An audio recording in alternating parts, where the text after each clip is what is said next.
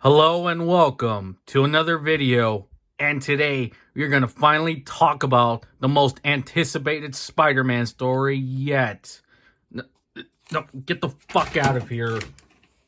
Zeb Wells, Spider-Man, fucking piece of shit. Anyway, we're talking about the most anticipated Spider-Man story, which is Ultimate Spider-Man by Jonathan Hickman. Now, this Ultimate Spider-Man is very different from the previous one. This one is more focused on an adult Spider-Man who is married and has kids. Oh my god. About fucking time. Now, unfortunately, it's not 616, but I'll take whatever I can get. And so, this right here, as you can see, I have the variant cover. Unfortunately, I could not get cover A because those sold out really fast. And there were not a lot of copies. That just shows you that, this was going to sell hotcakes. Everyone knew for a fact. And yeah, I couldn't find a single copy. And this was the only one I found. And I think this is a good cover right here. I don't know the artist who drew this, but it's really good. And of course, it's perfect. It's a good cover because you get to see Peter and MJ being together, and they're happily married. Unlike something right there. But we'll get to that. But fuck it. Let's just get into this right now. So here we have the first page, and it basically just recaps on Ultimate Invasion and that Ultimate Universe one-shot, explaining the whole universe. And so I've only read Ultimate Invasions 1 and 2, and so I was a bit lost of some of the references that they mentioned in this book. But I really enjoyed Ultimate Invasion, like the first two issues. It was intriguing. It set up potential, but I just never caught up with it. And so, yeah. And those were also from Jonathan Hickman. So this new Ultimate Universe is very different from the previous one, which was killed off during Secret Wars. It's fucking stupid for them to do that, but yeah, Marvel's got a Marvel. But yeah, so basically recaps, and then you see this? You see any name in here that there's any difference than this? Aside from Zeb Wells, of course. Nick Lowe, or whatever his fucking name is, the editor Amazing Spider-Man, is not here. Oh, now that is a relief right there. But anyway, let's get into the first page. It's Peter waking up in the morning, getting ready for his job. And oh, look at that. Him being a parent. Wow. That's oh man, it's just great to see. We finally get to see Peter being a parent. And he has 2 kids this time instead of 1. Richard and May Parker. My god. Look at them. Aren't they adorable? But anyway, yeah, he's over there kissing his kids. Not his son, though. What a dick, Peter. But anyway, he's getting coffee. Like, so many. And look at that. Mary Jane Watson's there. What? Peter and MJ married and having kids? And having a normal life? Wow. Who would have thought? It's like Spider-Man fans have been asking this for years. But anyway, now we get to the Bugle. He works at the Bugle and not being a scientist. I kind of wished that they had him be a scientist, a successful scientist instead. And maybe that's how he could have gotten his powers. But that's not the direction they went with. And so, yeah, he works at the Bugle. And there's JJ. And yeah. And he's yelling at Parker, but wait. It's not Peter, it's Ben. So Ben Parker is the managing editor of the Daily Bugle. He's working at the Bugle alongside Peter and alongside J. Jonah Jameson. He actually founded the Daily Bugle. And so he's over there talking with Jonah about, stuff from the Bugle and all that stuff. And yeah, of course, it's like very different. Of course, Ben is alive, and spoilers, this is from what I've heard that happened in Ultimate Invasion. May Parker is dead. May Parker is dead instead of Ben. So that's the big difference right there. And yeah, I mean, very, very different from 616. Very different from the previous Ultimate Spider-Man. And, you know, I'm okay with it. As long as, you know, everything goes well. As long as the character is the character, you know, like Spider-Man, who is like quippy at times. Though I don't think he's going to be as much quippy in this series. Mainly because he's an adult. So, I mean, who knows? But yeah, you have Peter and Jonah talking, and they're worried about Ben because he's lost Aunt May. So he's suffering trauma from that. So is Peter. But Ben had it the hardest because, of course, that's his wife.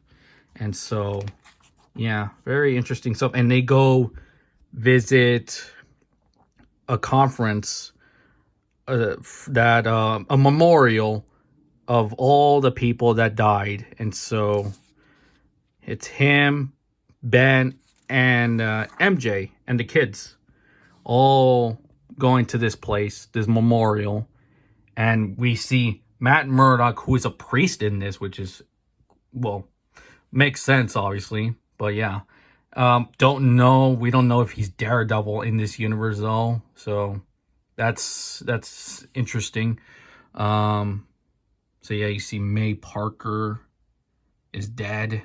But you also see Norman Osborn and Emily Osborn, who are Harry's parents, of course. And of course, Norman Osborn, who is the Green Goblin, but he's dead in this universe. Wow. Holy crap.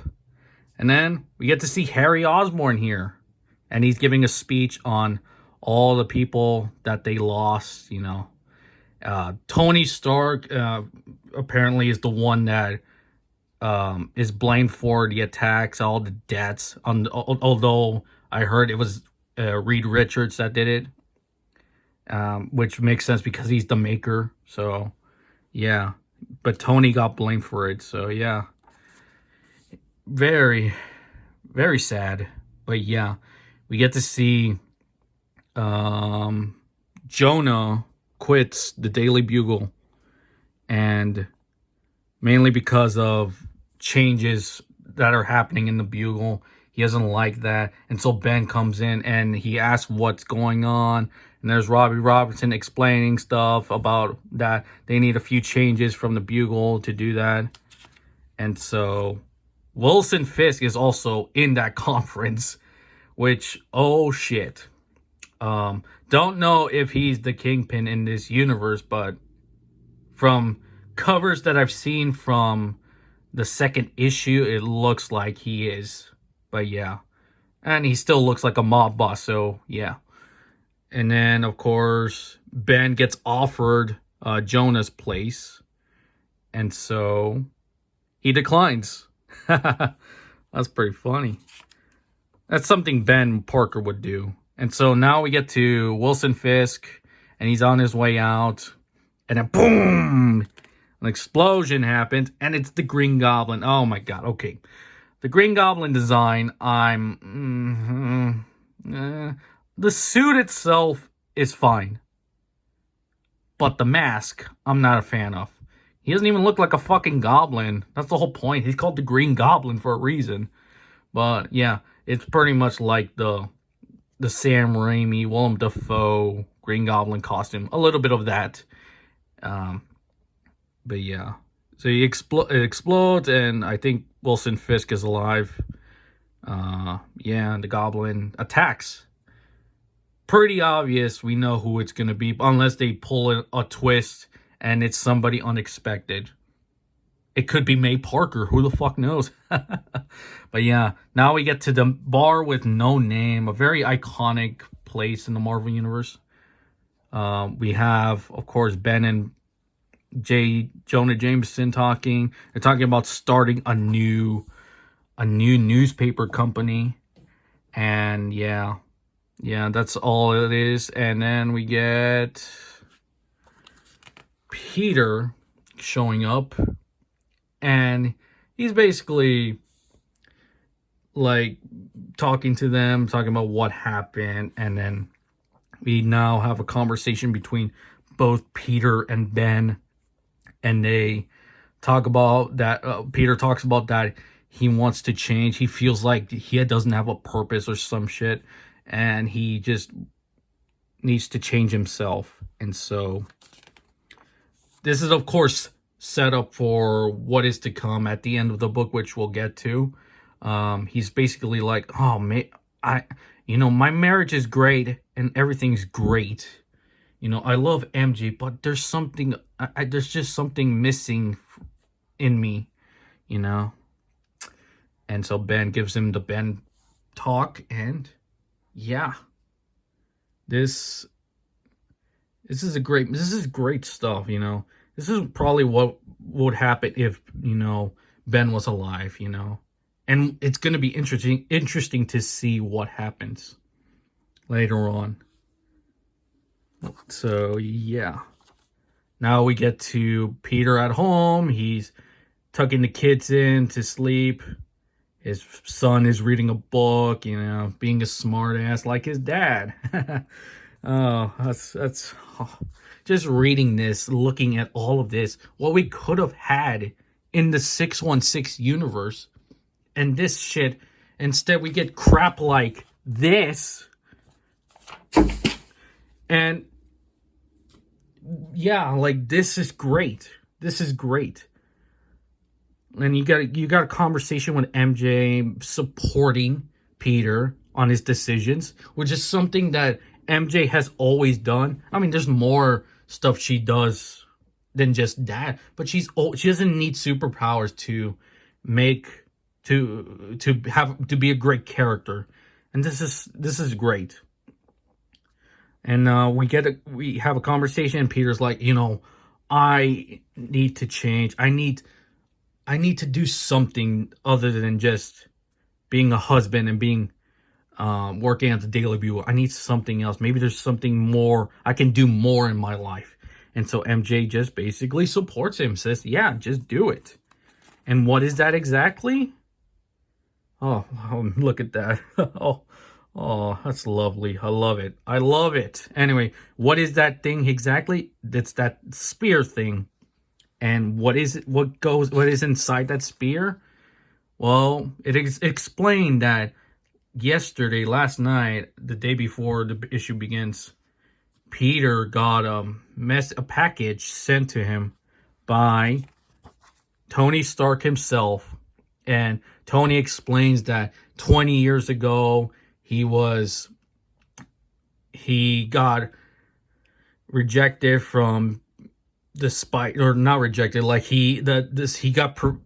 Reed Richards prevented him in Ultimate Invasion #1. Reed Richards prevented the spider to bite Peter Parker and give him powers at an early age, his younger age, where it's supposed to start. And so Tony Stark from the past sends this to the future, and he gives him the radioactive spider that bites him. And so he gives it to him, he sends it to him from the future, and Peter makes the decision to let it bite him. And thus, Spider-Man is born in this new universe. And this issue here, it's obviously it's a slow burn. It sets up basically everything. First issues always do this, but and there's no action at all. It's just Peter in his normal life with how he is as a parent and all that stuff. This is great stuff. This is just great. And I can't wait to see what they do now. Marvel, you did a good job with this one. You made a good decision here. And Jonathan Hickman for me, I think is one of the only decent writers left in Marvel. Say what you will. I mean, yeah, not everything he does is great, but I think he did great in this. And I think it's a good start. And I can't wait what happens next. And so, yeah, definitely check it out. If you're a huge Spider-Man fan, if you've been waiting for Peter and MJ to be married and have kids, this is it right here. And yeah, definitely check it out. And you gotta be fucking kidding me. Hold up a second. Hold up.